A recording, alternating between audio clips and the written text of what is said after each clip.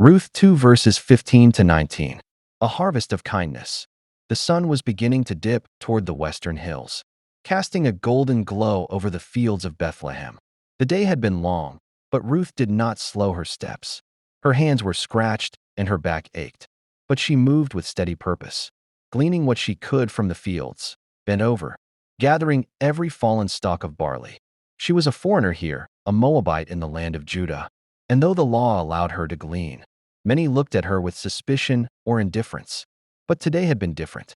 Boaz, the owner of the field, a man of standing and kindness, had seen her.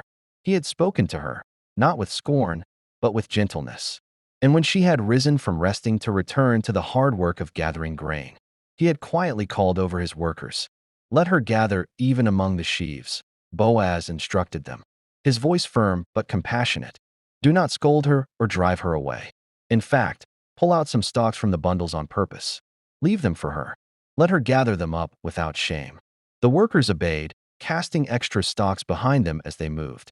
Ruth worked on, unaware of the grace being extended to her in such small, deliberate mercies. She gleaned all day until the sun began to fade. Then she stopped and beat out the grain from the stalks. Her hands trembled with fatigue, but when she looked down at what she had gathered, her eyes widened in disbelief.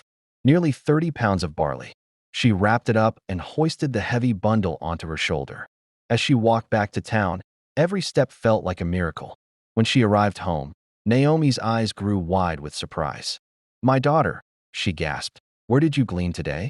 Who showed you such kindness?" Ruth smiled, still breathless from the journey. She placed the grain down and reached into her cloak, pulling out the leftover roasted grain she had saved from her midday meal.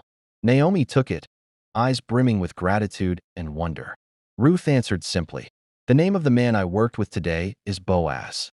At that name, something flickered in Naomi's heart, something long buried by grief and bitterness.